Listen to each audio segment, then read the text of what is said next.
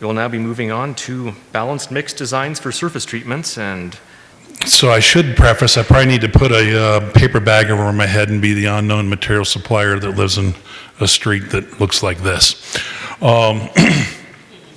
So about 2 years ago, Scott and I were talking about, spitballing ideas, what we could talk about.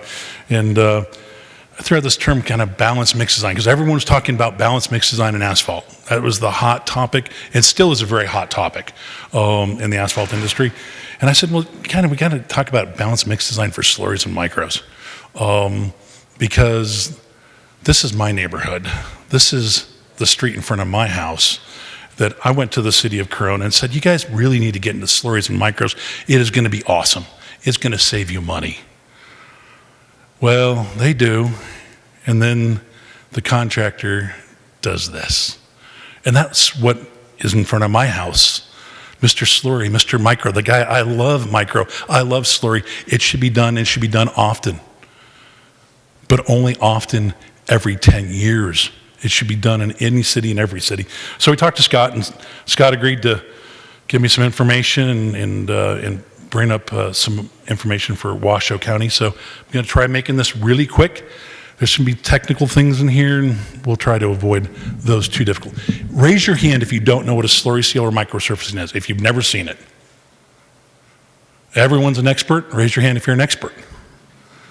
I know there's 3 or 4 experts in the back there that from industry that know way more than I do. So I highly encourage you.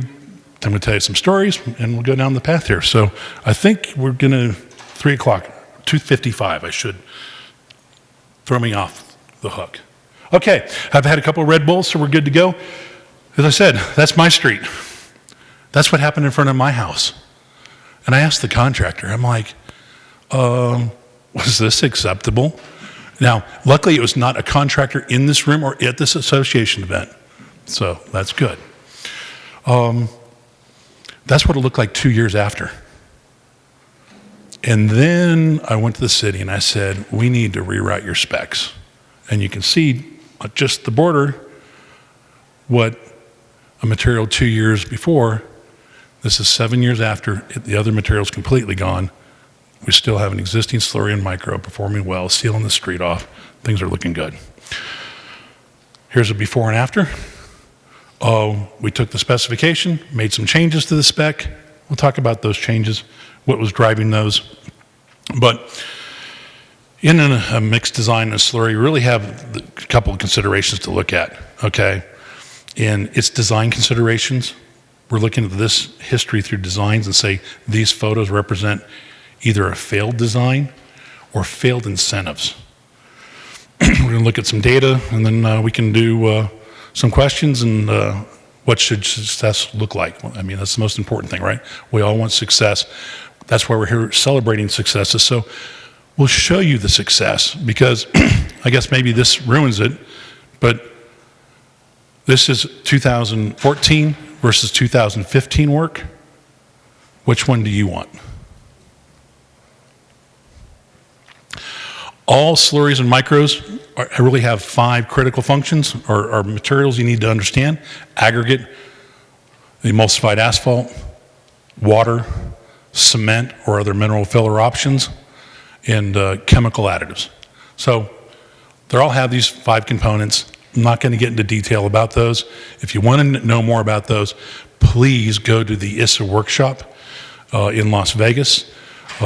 Give Tim a little brief on that, but it is a fantastic in-depth dive of everything you ever want to know about slurries and micros. You should send your inspectors, you should send your designers and your lab people. So the emulsion specification, you have viscosity, we have sieve, we got stability, basically a standard emulsion spec, nothing really exotic there. We do have a softening point, 135 degrees, trying to identify the presence of polymer, 40 to 90. Additional specs on aggregates. So we're looking at, sand equivalency for a slurry is a 45, can be slightly dirtier. Micros, much, much cleaner, 65. We're looking for durability indexes. Durability indexes are really regional about the availability of your rock. In California, we changed the specification to 35, just because we had some really great performing aggregates that were in microsurfacing that were at 35.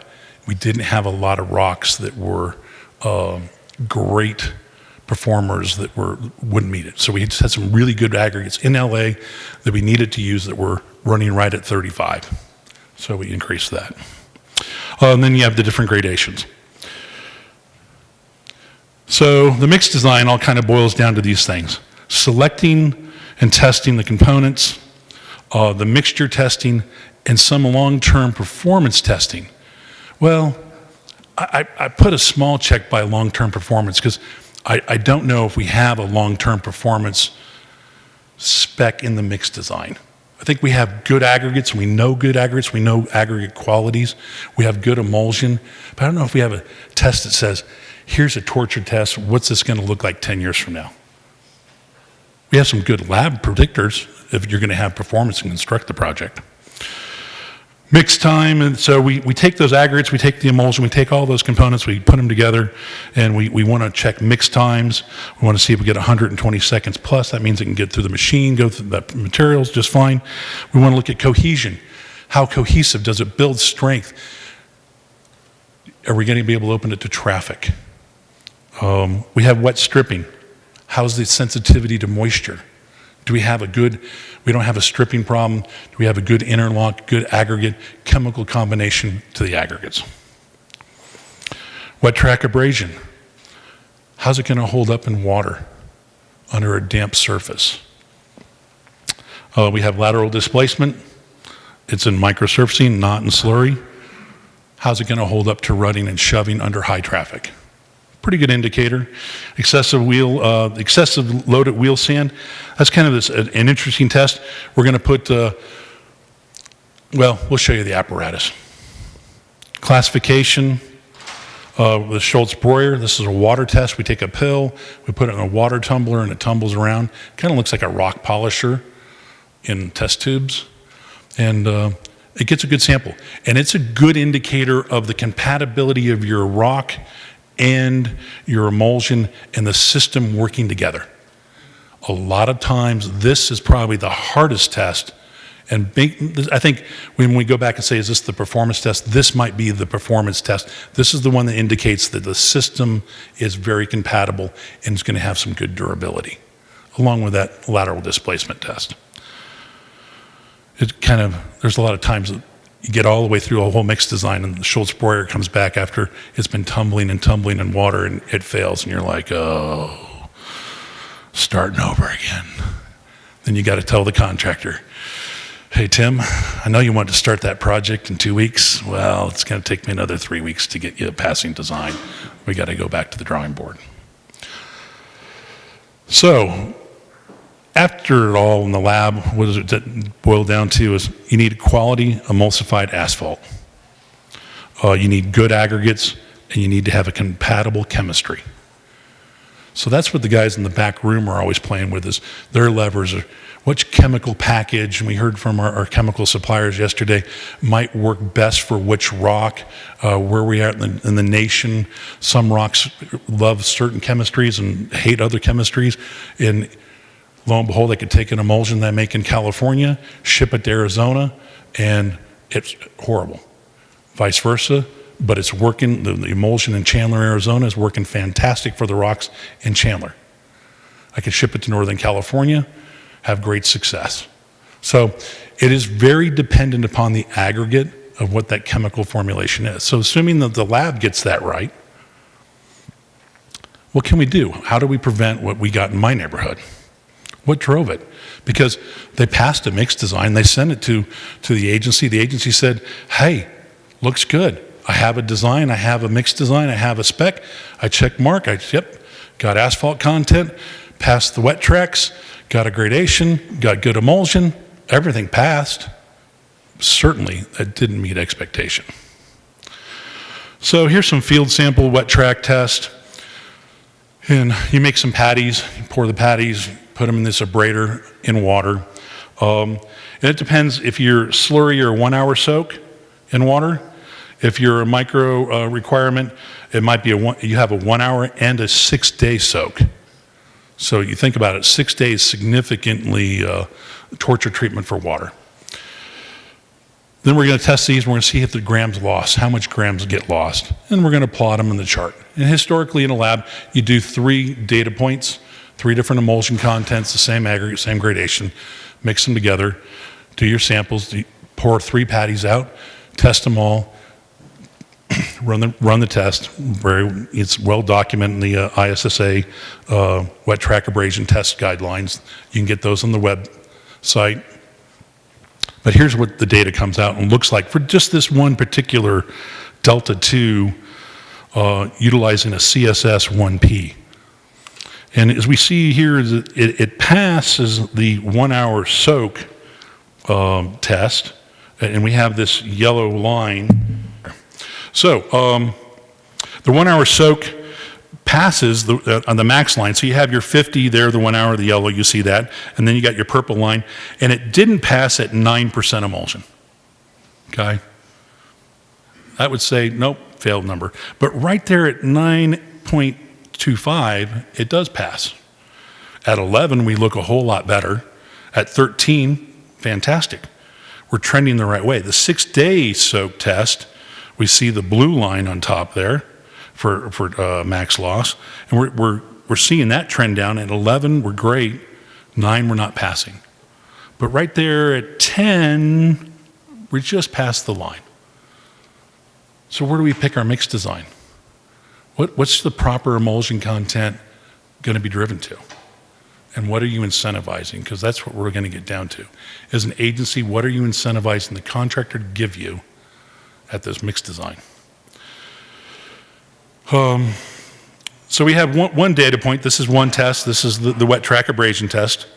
Then we have the field simulated loaded wheel test. How's this material going to handle traffic, heavy traffic? So we're great. We're going to do this, and we're going to build some samples, and we're going to run it, and then we're going to apply sand after 1,000 cycles. We're going to apply some sand to the material and see if it's adhesive. Do we have too much asphalt in the mix? So theoretically, this is supposed to tell us that when we have too much asphalt, or we're going to get deformation, and we could have a bleeding problem. So it should tell us our upper end of asphalt. And so here's a sample. You know, we have our grams adhered to under heavy traffic and light traffic. There might be 2 different recommendations. And Tim, I don't know. Can you tell me what the number was for difference of heavy traffic to light traffic? I haven't found that before.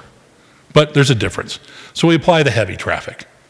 Fantastic. Let's apply heavy traffic, and we see it right there at 15.5% emulsion by weight of aggregate that we crossed the sand adhesion test. So is that telling me anything to the left is great? Yeah, should be. We shouldn't see through the design process a flushing, bleeding pavement. So one point of view, and this was an old Caltrans document that I found, was how you determine your optimum binder content. Well, you take it where these 2 lines meet, and that's where you would set your optimum binder content. And then that would set your optimum binder content, and that would give you your plus or minus range to operate in. You could be 1.5% above or 1.5% below. Well, when we look at 1.5% below, all of a sudden we're really close to that wet track abrasion loss number. That's not a good place to be. That's what we don't want. We'd much rather have a line, a little more comfort room over there. So that's one methodology we look at. Then I apply Caltrans. So this is not in the Caltrans document. This just happens to be an old Caltrans spec book a long time ago. So I look at it and say, okay, here's the Caltrans spec, and we go to more Caltrans spec, and you guys can all read that if you want to. But ultimately it says, hey, for asphalt emulsion and a slurry seal, type 1 slurry should be 10 to 16% emulsion, or residue emulsion, 7.5 to 13.5 residue emulsion, and for a type 3, 6.5 to 12 residue emulsion. And that the typical application ranges for the aggregate should be on the right. So what I say is, then they say, how are they going to pay for this quantity? Slurry shall be determined by the weight of the combined materials of aggregate and asphalt emulsion, and we're going to pay by the ton of aggregate and emulsion. But we're not going to have separate items. We're just going to pay for the ton of mixed material. What are you incentivizing when you say you're going to pay for the ton when emulsion could be, I don't know, anywhere between $500 and $1,000 a ton, where rock might be $14 to $25, $30 a ton? You're going to incentivize a contractor to say, my minimum is your maximum, or my maximum is your absolute minimum. I meant to say that, is your maximum emulsion content for the contractor is going to be your bare minimum, whatever it passes spec, if I'm not getting paid for it. So it's interesting, but remember the 7.5 residue rate. I think that's really critical, especially on a type 2. And a type 3, 6.5 for slurry and for slurries. Now we go down to the microspec and we look at Caltrans microspec, and in this one, they just simply copied and pasted in the spec an ISSA document table without the nomenclature that precedes it that says this would be the typical ranges, but there's another document that needed to go with it, which was the gradation. And the gradation should say, but they just put this in there and they say the range should be, let's see there, what was that number? 5.5% residue for type 2 or type 3. They didn't make no indication of it. So now I'm really incentivized to drop my emulsion content to the bare minimum just to meet the minimum design. Then they say, here's your application rate. 10 pounds to 20 pounds, 20 to 30 pounds, or 30 to 32 pounds. But there's no guidance. They tried to rewrite their spec into some plain language that took out all the guidance in perspectives, and there's just no guidance to designers to help the designer at least pick the right options and the right choices. So we're not doing ourselves any favors there. So I had to have a graph, because Gary Hicks would be upset if I didn't have a graph, something to critique. But what we look at is, here's the one-day microsurfacing for a type 2 wet track. Here's 19 different designs. And this is where Scott and I got into the conversation. How do we know that we're right? Here's just 19 different designs picked at random out of our laboratory and said, here's the wet track numbers at 1 hour. So we see that we have some materials that failed, didn't make it. Good deal, that's good. It tells you have a test at least, not everything's passing. But then we take the 6-day wet track soaks and all of a sudden look at those lines, get a lot closer. And we see that the emulsion content, I kind of need to turn over here so I can look, that the emulsion content is right there at 14%, 8.68% residue, is looking like we got a flat line. All of a sudden things look really good for our wet track. We have good stabilities, we're not getting loss. When we start looking over at 11, all of a sudden we look at the 11%, and that is a 6.82% residue. Remember that Caltrans chart that said 5.5 was their minimum? So technically, at 5.5, I could be down at 10%, and some of the materials were just passing. They're still in spec. They're just passing the mixed design, just barely. Where if I was sitting at 14 or 13.5%, I'm in my residue range, I'm exceeding specification, I'm not going to be at the minimum, and that looks really good. Statistically, when we go through it, the sand adhesion test, we're using a lot of polymer modified materials nowadays, really good softening points.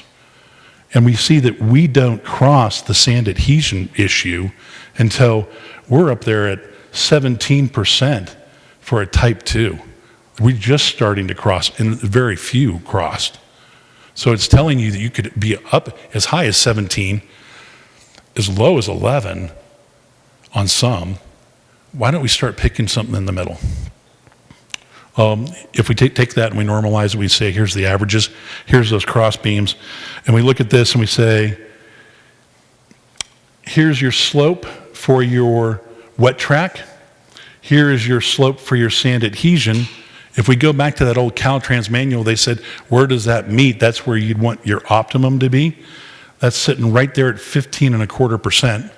This is on average, so let's assume this was one rock and one design. So at 15.5%, we'd be good. And if we set our plus or minus a percent, because I know we have machines that can get percent, 1%, no problem. We would be sitting there at 14. Our wet tracks on our 1 hour wet tracks would also perform. You could get to 12%. So now all of a sudden you might have a range. You can sit there and say, okay, worst case, if the contractor came to me and said, this is a flushing, bleeding mess, and you were really rich and it's really smooth, and I need to work on this asphalt that's going to migrate through, I'm concerned with bleeding or shoving, maybe because of high traffic, that I could operate at 12%. Maybe I want longevity. Maybe I want to get a cul-de-sac. It's low volume. What's low volume at my cul-de-sac? It's, 80 cars a day and 800 UPS trucks and about 80 Amazon trucks that are there every hour. But past that, it's relatively low volume. So we get this and we say, where do we want to, is that where we want to be? What are you incentivizing your specs? So here's the example. Here's the data, or I'm a visual guy.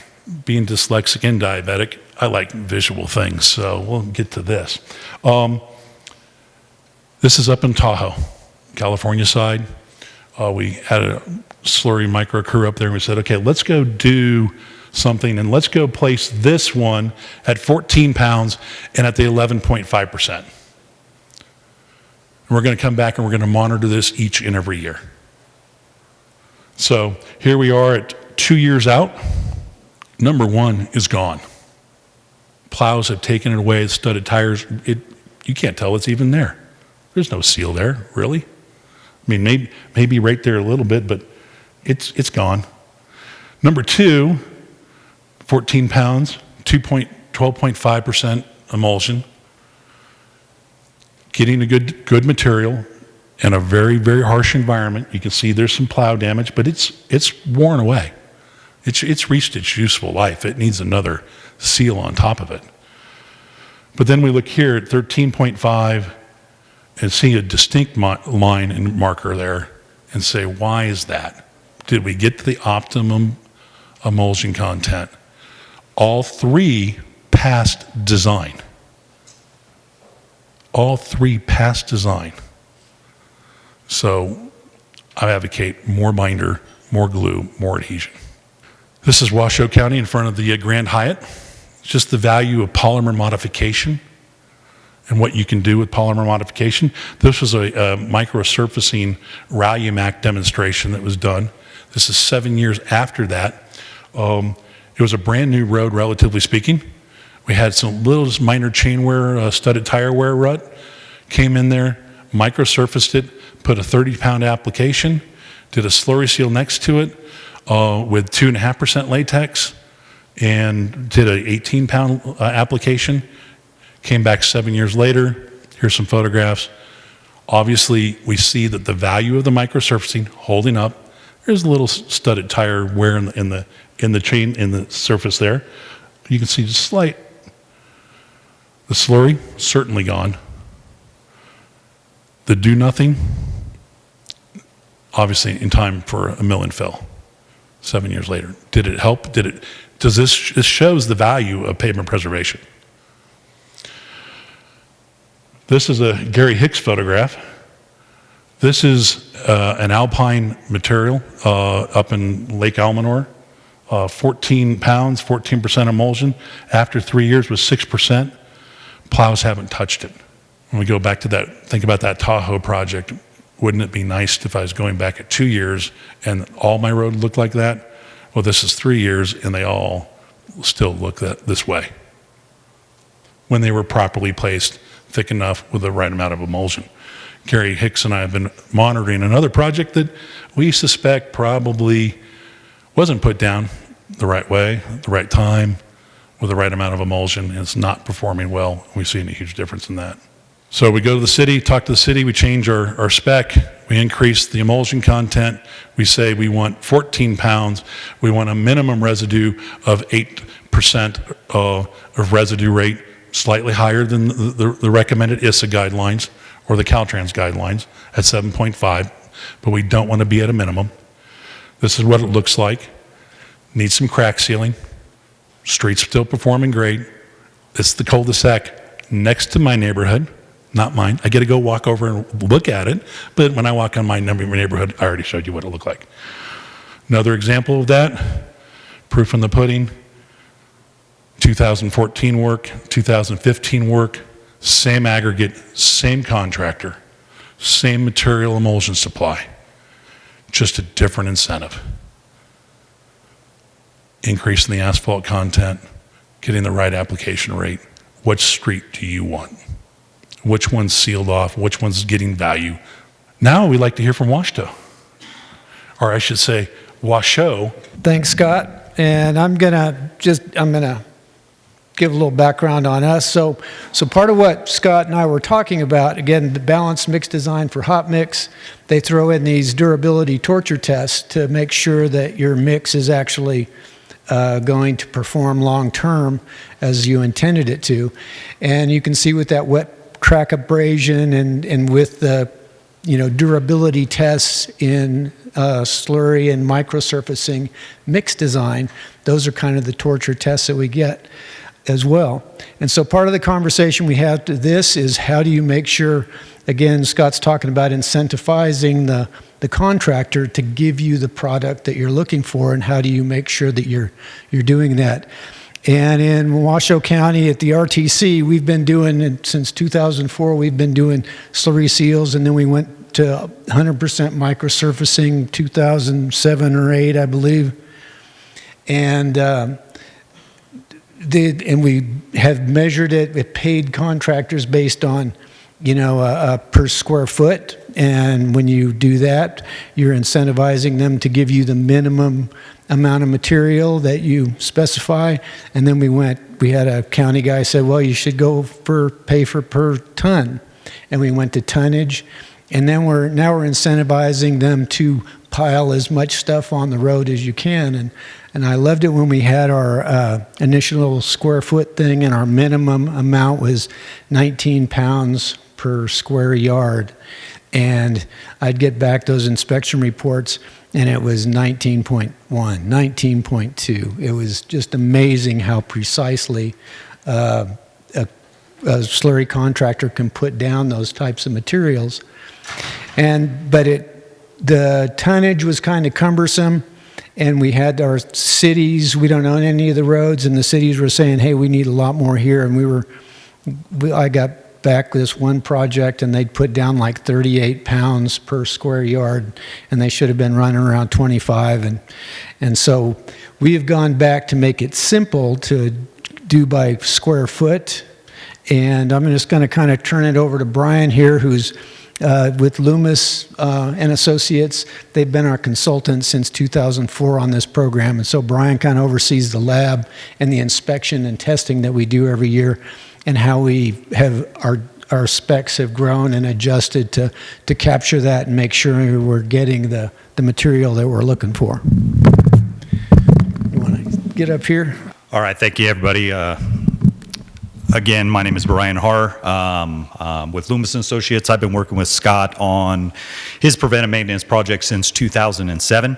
As he mentioned, we've gone through multiple different options on how we actually pay for this finished product. So again, it started with paying by the square foot with really no established minimum, or just using just an industry standard minimum.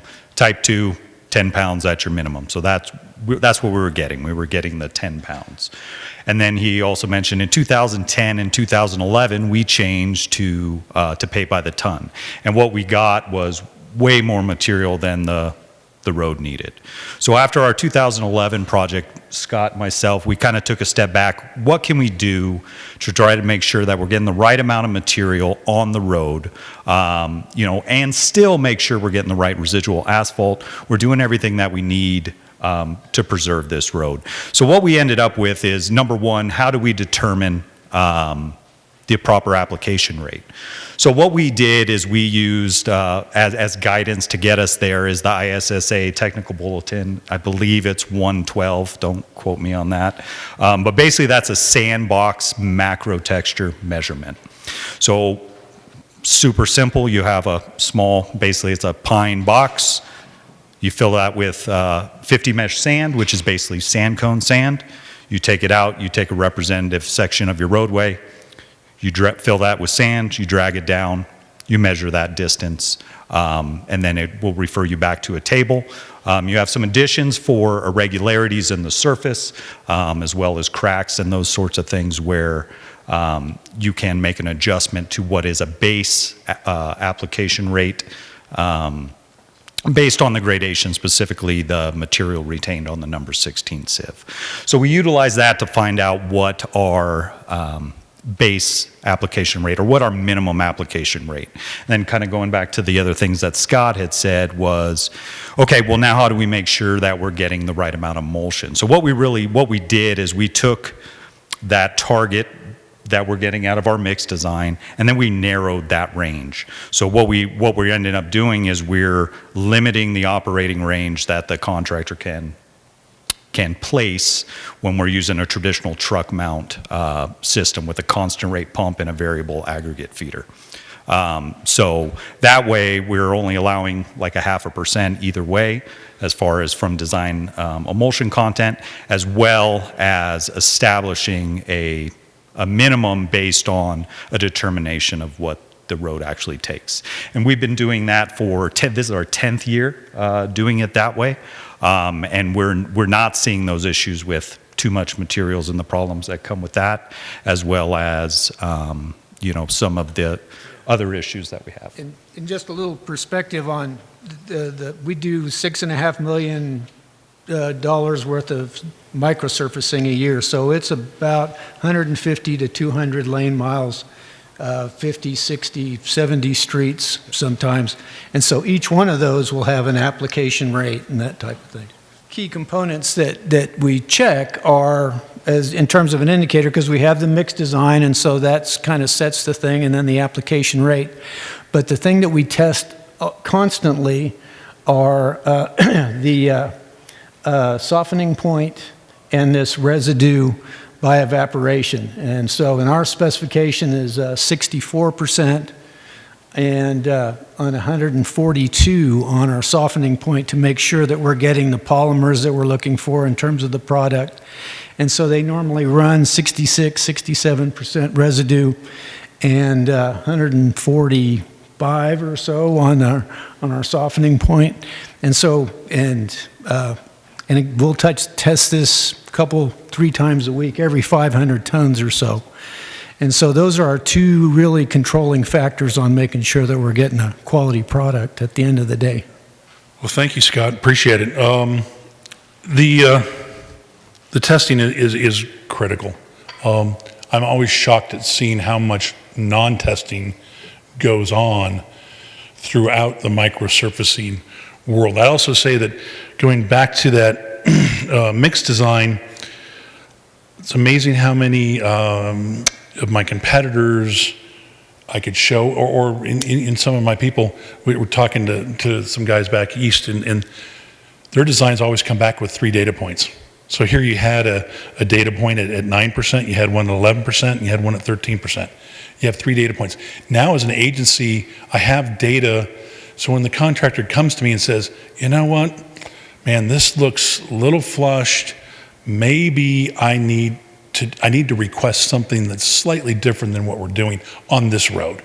And we can all sit down and look at the data and say, okay, good deal. So many times out west, I'm watching mixed designs just have, here's the answer.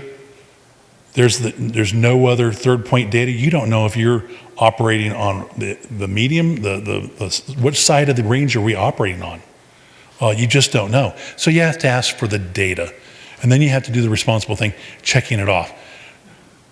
I always get accused because they're like cities in Southern California, like, Scott, I don't like your designs, man. They're just, you have so much information. And then I just want the answers. Does it pass?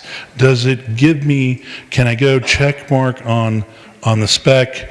Do I have that residue? Do I have the softening point? Do I have a gradation? Just check it. Did it meet? I just want check marks. I don't want to understand it. Very scary. At least if I give you this and I give you that, you realize, okay, I can understand. We can have a range. Maybe in the wintertime, it's going to be cold. It's not going to be real hot. Maybe the contractor wants to operate on that far range because he's concerned about traffic cooling, wants more cohesive strength. Maybe he's in a power steering burn area. He wants a little bit more or a little less because of power steering. At least now he can make the argument with the agency. And an informed agency is always a good agency. So going back to which work you want, things you should know. If you had any questions about this and you said, I don't know, I need more data, here's the more data. You guys need, ISSA is your industry partnership. It's the ability to get a constituent data point from a vast majority, not just one contractor, not two, but an industry, a consortium of contractors, over 150 members. Go to slurry.org if you needed a website, slurry.org. They've updated the guidelines and the specifications. You can get an updated slurry spec, as Gary talked about, the 2022. It is the most up-to-date, greatest one. It talks about 14 pounds of application versus just sitting down at 10. Okay? So you might want to challenge you to look at that, maybe go back and look at your spec. I think there's some opportunities for each and every state and or agency to upgrade their specification utilizing the newest technology and the latest mix design. If you're into microsurfacing, here's the newest microsurfacing revision, A143, and also the test methods that we recommended. So slurry.org, great way to go. Concluding remarks. Hopefully, slurry system, it can be optimized, but this is all done in a laboratory, right? The mix design's all done at 77 degrees, 50% relative humidity, in generally speaking. So it's a point at a time. If it's 105 degrees outside or 115 degrees, the guys in Phoenix have a whole lot more to deal with than the guys in the Oregon coast, where it might only get to 65 degrees. So the lab data needs to be appropriate. And there's sometimes that in our lab, we have a hot box. We can actually mitigate the temperatures and increase temperatures and humidity just so we can get an understanding what that might look like in the chemistry in the fields.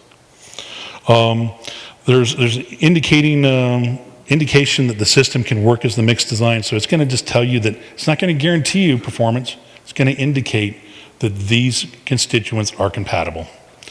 Indicates the application of materials are available. The tests are indication of mixed performance on the road, not a guarantee of performance on the road as we saw. So it's going to give you some options there. A good contractor can make a system work and provide superior results. And we saw that as we saw more competition in areas, we saw the contractor get pushed to making those decisions that were incentivized by the specification to go to minimums, where maybe in the past, man, it works so much better to be at a higher emulsion content. It's easier on my guys. It comes out better. I don't get any complaints. But now I'm low bid and I'm competing against 6 contractors versus just 2 that used to do, relatively quality work. And that's exactly what the contractor told me. He goes, Scott, I'm like, hey, I'm upset about my neighborhood and my house. And I went and told your crews, I'm like, hey, my name's Scott Metcalf. I work for Ergon. They're like, oh yeah, you're our competitor. And I might know something about slurry, so don't mess it up, okay, guys? Let's do a good job. I've been selling my neighborhood. This is a good thing. Well, didn't turn out to be such a good thing, did it? I will leave you with this. And the first director that I ever met was a Utah director when I was, it was 1993. Go to work for Coke and go to Utah with some guys named Tim O'Connell and group. And we go to the director's office, and behind his desk, he had this little statement, and I always remember it. You don't get what you spec, you get what you inspect. Too much of the time, we do not train our inspectors to inspect. We're inspecting the paperwork, they're inspecting the mix design, they're not out there inspecting the work, inspecting the materials, getting those tested. So, if you don't get it, ask for the data. And this is what your road should look like after 7 years, all the time, when you get the proper incentives put down. And with that, that's all I have. Thank you. Scott, this is Gary Hicks, California Pavement Preservation Center. I enjoyed the presentation very much, and particularly the stuff on the balanced mix design. I've done a lot of litigation with slurry seals over the years, and I've never seen a slurry seal that's flushed as many times as I've seen it where all the rock and slurry has disappeared. So that tells me exactly what you said. You need more asphalt. Maybe you've seen some flushing ones, but I certainly haven't, and I'd like to see more asphalt. And I like this concept that you're talking about of increasing the asphalt content. That's one of the comments. And the other one is there is an A115 on polymer modified slurry seals that you didn't include in your presentation. And I think that is being used, and I quite a bit, I think, now, the polymer modified slurry seals. And I don't know what Washoe County uses, whether it's you say it's a microsurfacing, but is it a polymer modified slurry seal or a microsurfacing? Because microsurfacings trigger ADA. Do you have to do ADA work? Not really. We have in our agency, we're pretty good on our curb ramps. Our agencies, local agencies, have been really aggressive in making sure that curb ramps are up to speed. And we have an ADA transition plan, and we've wrestled with that a little bit, but for the most part, it's again, that's a bugaboo of mine on the microsurfacing versus slurry aspect, and whether or not it's an alteration or a maintenance issue. And that was done because FHWA and the Department of Justice were trying to get together, and the intent of it was to address communities that haven't done ADA for 30 years since the ADA program came in place that do not have any curb ramps. And so it's not clear whether or not, does it have to be ProWag, which hasn't actually been adopted, even though our communities have adopted it. I don't know if Caltrans has that. But if there's a curb ramp there, that's another way of looking at it.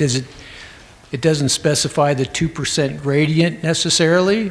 I mean, that more than 2% was okay when ADA and curb ramps were first being put in. I'm kind of going off because it's well, what I'm saying is with the 115 spec, it's a product very similar to a microsurfacing, and you can call it a slurry seal and still get the performance of a microsurfacing, I think. And well, I'll ask the question because we're in the room. What makes that polymer modified slurry seal as opposed to making it a microsurfacing? I don't know. There's a guy right there that would tell you. Oh, man. I'm going to try answering this, and Tim, I'm going to look at you, and you can say you're good or you're bad with that. I'm going to venture to say that all microsurfacings will meet a slurry seal spec, except for maybe mix time might be a little faster on micro. But I can adjust that with chemistry. So not all slurries will pass micro. So we can look at that and say, depends what you want to call it. Caltrans, in their infinite wisdom, has a very good slurry spec. I didn't bash them on that. Their micro spec's really horrible. But yet, VSS won a slurry award for doing nighttime slurry in Long Beach on Highway 1, Route 1, through Long Beach, California, all the way up to Pacific Palisades. That's a good 50,000 cars a day, in some places, maybe 100,000 cars a day, with a slurry seal done at night. Theoretically, you're not supposed to be able to do slurry at night, but magically, they were fully capable of doing it. So all micros will meet slurry, not all slurries will meet micro. And feds, you guys didn't hear that. I'd like to add to some of the things you said. One of the major differences between slurry seal and microsurfacing is a much more stringent testing protocol within the mix design. Not only does it generally require higher quality materials, but it also has higher level, or they set the bar a little higher on performance testing. So there is a significant difference in a slurry seal mix design requirements versus a microsurfacing mix design requirements. Microsurfacing is always polymer modified. Slurry seal can be unmodified. Like out west, most of the time it is modified, but we lay a lot of unmodified slurries in the Midwest and the South. So it happens. And I'd like to add to some of your stuff on mix designs. Absolutely, I couldn't agree more with the importance and value of accurate and thorough mix design. And not only that, it's adhering to that mix design. But that's just one of the variables in a long list of things that have to take place to get quality slurry surfacing type work. And it starts with site selection. You can have the best materials with the best application crews that in no way, shape, or form can they overcome poor site selection. You got to have that thorough mix design. You've got to have an accurate calibration performed in the presence of the buyer's authorized representative. And that doesn't mean they come and sit on a tailgate on the other side of the stockpile and say, yeah, that contractor's calibrating. That means getting in there elbow to elbow with them, learning how those component materials come together to produce the exact mix that's outlined in the job mix formula in the approved mix design. That's a key component. And as quick as they get done with that, test strips. They need to go out before they start full-scale production on any particular project, whether it be a DOT or a municipality. A test strip needs to be applied, it needs to be evaluated properly for several different things. And ISSA's got a long list in our new design and inspection manual that can help you with those test strip requirements and evaluation measures. Surface prep is another big thing, These thin non-structural surface treatments require, or they rely on bonding to the existing pavement to perform. We don't have 110 pounds, per square yard per inch of gravity helping us. We really have to bond, so the cleanliness and the surface prep really has to be good.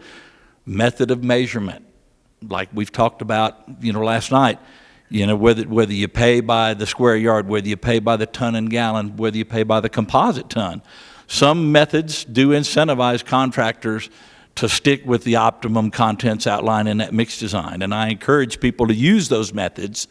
Because if a contractor realizes he's going to get paid for every gallon he puts in the mix, he's probably not going to skimp on that item. He's really not. There needs to be a method of acceptance as well. Some of the pictures that you showed, I don't know that I could say without question that those things are because of low binder. I can tell you for sure they're because of low application rate. Those were applied extremely thin, and if they're lowering their application rate and their binder content, that's the results that you'll see. So, if you're paying by the square yard, make sure the application rate is adhered to, make sure that the optimums in the job mix formula are adhered to. But if you want to incentivize the contractor to put it in there, paying by the ton and gallon. You need a good, well-seasoned workforce, which is tough these days, but it's not. The workforce has to be dedicated. They can't be, doing chip seal one day and doing microsurfacing the next day, because they're two totally different animals. And you need to have people that are dedicated to slurries and micros that are applying that. Proper installations. I saw some stuff where it looked like they're doing an enormous amount of handwork in the intersections, and they can eliminate a vast majority of that by using plastic sheeting at the end of project line to where they're not doing any handwork, where they're pulling that spreader box right up onto that plastic, stopping. Yeah, they leave a little bit of extra material there, but guess what? That material's in place. It's going to get the drain down. It's going to bond better, and they're not going to do any handwork and segregate that material, which can cause that premature wear that you're seeing. So that's just a simple little thing. A little duct tape and some plastic sheeting that your EOP let them pull up onto eliminates a ton of that information. So minimize the handwork when you can, and have consistent application rates across the full width of the mat that they're laying. You know, the first picture Scott started with, you could tell on their joints they were a little thin. They were bearing down on their box. They were squeegeeing it too hard to try to level that out. And the ending result was a lower application rate than what you were getting in the middle part of that pass. And that's where you saw that premature wear. So, you know, they really have to, it's not that difficult. You just have to have proper box settings and have a well-seasoned crew, and they can install that stuff to do a lot better. And, you know, uniformity is the key. And really, Scott started with this, good specifications are key. And we see so many 20 and 25-year-old specifications across the country that are so outdated that don't encompass the newest and greatest best practices for applying these treatments. Those, even if it's a special provision, those things need to be updated. And not only do they need to be updated, they need to be enforced. And that would be my next question with some of those pictures. Did the agency pay for that? Yes, they did pay for it, unfortunately. That's another problem. Yep. You know, obviously there's some value to what they put down, but that method of acceptance can be used in that situation and can help that out and make sure that contractor does a good job. And so you just heard Tim give a litmus of all the other things that I could have given this presentation for 2 hours, because everything he just said is absolutely critical on addition to this. This was just happened to be my neighborhood, my experience, and how I took my local agency that literally went from 20,000 people in 1976 to 300,000 people, in a build out. I mean, so the whole neighborhood, every neighborhood is only 20 years old. So all the streets are in the same condition. So we're okay on picking one side, but you're absolutely right. Site selection, right time, right place. But that's what you get if you go to the Slurry Seal workshop. You get experts like Tim talking about the process, and then you get to go have access to them, and that's invaluable. The best workshop there is. To add to that, for those people that have a hard time getting the 10th floor to approve travel to Las Vegas, they do a virtual workshop after the actually live and in-person workshop. It's like $100 registration fee and a ton of topics out there. But additionally, agencies now can join the International Slurry Surfacing Association for free. And when they do that, they have access to all the newsletters. They have access to that new design and inspection manual that took years to put together. And it does encompass all of those new techniques and best practices that are essential in providing a good quality product. So that stuff's there for you for literally no charge at all. And if anybody's interested, stop by the ISSA booth over there. There's some little index cards that shows you how to do that, and how to get signed up for free, and all this information will come to you at no charge. And I'm going to put the feds on notice. Jason, are you guys, in the past you had scholarshiped agencies to Vegas to go to the ISSA workshop? Or yes, no, maybe? On the virtual, okay. So if the $100 can't get approved, go visit Jason. They'll give you two. They have access to it. So with that being said, we are on time. And the preceding was produced by the National Center for Pavement Preservation. More information can be found on the web at pavementpreservation.org. Additional support provided by Michigan State University.